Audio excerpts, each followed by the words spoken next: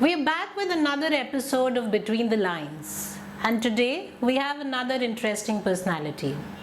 I hope you've been following our videos, taking the required tips if you're a writer to write better, or if you're just a reader, enjoying the conversations we are having so far. You want us to bring more writers or any writer that you would like to hear, do post it in the comment box or mail the suggestions to us. I have with me Mathew Vincent Menacherry today to talk about his writing, his books, and the love for drinks. Yes, you heard it right.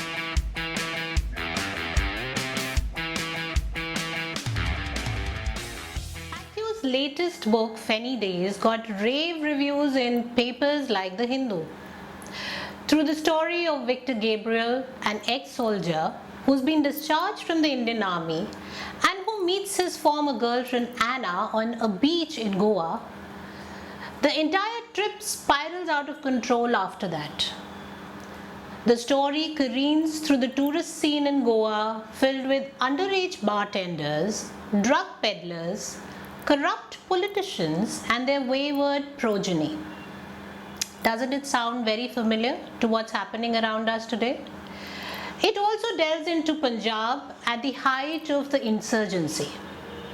Set over a long weekend in the erstwhile backpackers' paradise, Feni Daze is a no-holds-barred romp through the underbelly of Goa.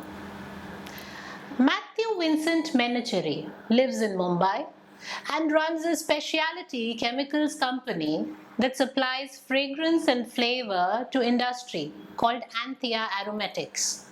His novels too have alcohol as the protagonist's preferred chemical drinks. Let us get chatting with him on what makes him have his heroes love their booze and yet, through the most endearing stories, cover the most dark and disturbing political subjects. Hi Mathew, welcome to our show Between the Lines. Yeah, hi Lipika. Thanks so much for having me. How is the pandemic treating you? How is this lockdown treating you especially? It's a bit hard. I mean, you're stuck in the house for much of the time. You can't really go out too much. Those are the cons. The pros, of course, is that you get to spend more time with your family. You're at home a lot more. And I think the most important thing is that you realize during this period just how little you need. You know, and I'm actually kind of enjoying it. It definitely helps the writing process. You have a lot more time to work on stuff that you want. Why do you always have your lead character of the story addicted to alcohol or in love with alcohol? No, they say that you should write about what you know, right? So I think no, no, I think I mean jokes apart. I think that was more of a coincidence than anything else. You know, I like to drink. I I think it gives you a better view of the world, so to speak, and especially when you're writing. I mean, it definitely aids the process, my process, and and I think it just sprung up from that. I mean, there was a story that needed to be told, both stories. Making the protagonists alcoholics kind of added a certain layer to their personalities, and so I opted for that. So what you mean is the truth becomes more clear, to a person who's drunk, is it? In a lot of ways. Well, the thing is, a lot of inhibitions, a lot of preconceptions, and all kind of drop away. And provided one is not drinking too much, I mean, it can at times give you a clear, nice, uh, more real perspective on life. Well, that's been my experience. I wouldn't recommend it to to anyone else. So, drinks apart, at the same time, you're able to weave in beautifully the politics of the country in your stories. Through the first protagonist, Verghese, you explored the dark underbelly of Mumbai and the stardom, and I believe he was a godman. He turned into a godman. And through Victor, you explore the same for through drugs, through the dark underbelly of Goa and insurgency, Punjab insurgency, following Victor's past and present. The story moves between his past and present. Tell us something more about your stories. How do you, weave politics into it and through the characters of Victor and Verghese? Lipika, the thing is, in when I write, there are two things that really interest me, fascinate me. One is to tell the story of a place. A place like Mumbai, for example, is extremely fascinating. The history, the people, the coexistence between extremely rich people and extremely poor people, things like that. The other thing that interests me a lot is history, politics. Uh, what we have gone through, what our country has gone through. I think in my first book, I didn't delve too much into history in that sense. In my second book, these historical events that happened in Punjab during the insurgency played a very big part in shaping the character of my protagonist, Victor. And it played a very important part in the entire story as a whole. And I really enjoyed that process. I mean, there was a lot of research involved in it, because I when I started writing, I knew very little about the actual events leading up to the insurgency and how it played out. So there was a lot of reading that one had to do. But since I enjoy that kind of reading, it was a pleasant experience. And even going forward, I think that's a like a genre I would like to try and explore more. Um, a story which has historical events in the backdrop which actually change and affect the lives of the protagonists. Matthew's first novel, Arrack in the Afternoon, was published in 2009 by HarperCollins.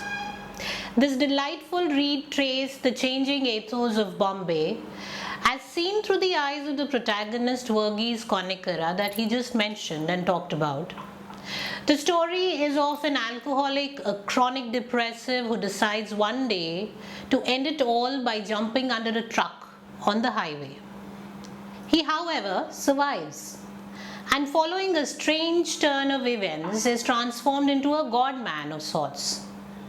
The tale weaves through the debris and chaos that is modern day Bombay and also explores the phenomenon of instant stardom, which is now such an intrinsic part of our celebrity culture. Matthew, it sounds so current, even though you wrote this book almost a decade ago. No, the truth is, Lipika, the book was published in 2009, as you know. But I started writing this much before that. But even at that time, I mean, there were these trends which were very apparent, where people with, little ability, were suddenly pushed into the limelight and made celebrities and stars just through a strange quirk of circumstances, and then they spend their whole lives, like living up to that image. which was the case of the protagonist of that book, Varghese. And I found it very fascinating. I mean, uh, we live in times, where celebrity has been equated to success, which is very funny, when you think about it. Um it's really very humorous in a sense, where you have uh, doctors and nurses and soldiers, like fighting on the front lines, but the things that grab, media headlines, what an actor or actress, wore to a celebrity function, and what drugs and alcohol they imbibe in their spare time. It's humorous in a sense. In another sense, it's tragic. But these are the times we live in. So from a writer's point of view, it's fascinating. It's especially if you want to create satire. The times we live in are very conducive to that. Menachery hails from a family of literers. His grandfather, MP Paul, was a well known critic and essayist in Malayalam literature, and his aunt and uncle Rosie and C.J. Thomas are also renowned novelists and playwrights. Matthew, how much of this has influenced your writing? Uh, well, I hail from a family of writers, in a sense, from my grandfather, my aunt, uncles. So I think the way that has influenced me is that growing up, there were a lot of books around the house at all times, and everyone, especially kids, were encouraged to read voraciously, uh, which these days seems to be a dying art. But back then, one, it was the only source of real entertainment that one had, and in our family, I mean, this was encouraged. So it kind of gave you an appreciation of writing, of literature at a very young age, and that stayed with me. And at a certain point in my life, I wanted to try and create something of my own. So I started out with poetry back in the day, and then I moved on to writing novels. So that has been my progression as far as writing is concerned. What do you enjoy other than writing? Any other hobbies that you indulge in? Oh, I have several hobbies. Drinking. No, no, I love to travel. I'm a movie buff. Uh, I'm working on a screenplay actually. What I'm trying to do is I'm trying to create a screenplay out of Feni Daze, my second novel. I'm crazy about the movies. A total addict when it comes to these shows on Netflix and Prime and Hotstar and all of that. So uh, uh, yeah, I like to keep fit a little bit. Not so much of late, but uh, I like to travel. Uh, traveling just like reading. It really expands your boundaries. And Before we go ahead, don't forget to like and subscribe.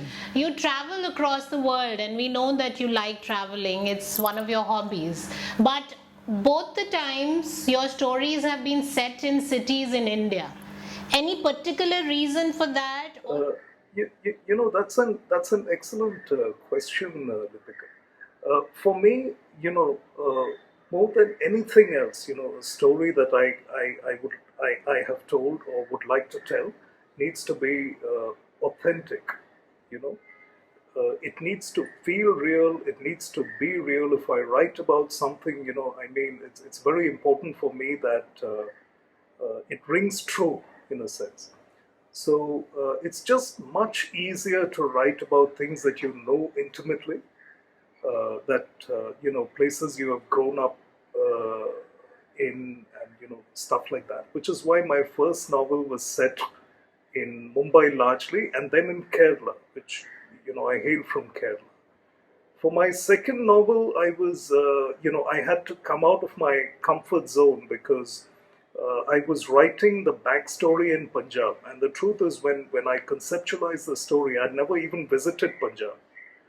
So it was important for me to visit the place, read about the place extensively, the history of the entire, the movement for Khalistan, how it played out, and all of that, to get like a feel of the place, and also to visit the place, to visit these places that I have written about.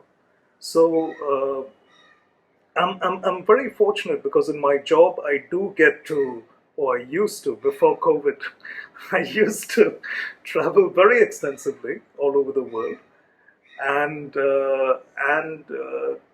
I think the next novel I've started working on it, but mostly research. It's set in Israel. It's a fictitious, yeah, it's a fictitious account of the life of Jesus. so so it is going to be set for the most part. So you are actually picking up all the cities that are currently in huge, in news for all the wrong reasons. Yeah. Yeah. But thank you so much, Matthew, for making time for this. Thank you for joining us in this episode of Between the Lines. I so look forward to reading your next, and I hope it's much sooner than the one that came out last. I wish you all the best, and hoping that these COVID times end up soon so that we can meet up. Um, until then, enjoy your drinks and enjoy writing. Thank you. Thanks. Yeah. Thank you. Bottoms up. Thank you, Lipika. Thanks very much. That was Mathew Menacherry for us, who enjoys his drinks as much as he enjoys traveling and writing. Until the next time and another exciting profile, this is me, Lipika, signing off. Stay happy, stay smiling, and read a lot. Goodbye.